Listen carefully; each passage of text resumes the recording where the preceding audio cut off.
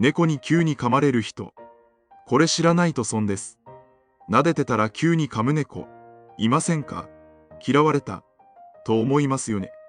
でも実はこれ、嫌いだからじゃありません。猫は撫でられているとき、気持ちよくても、急に限界が来ることがあります。これを、過剰刺激オーバースティミュレーション、と言います。つまり猫は、もう十分、と伝えているだけ。だからその一口、嫌いじゃなくてサイン。あなたの猫も、急に噛みますか？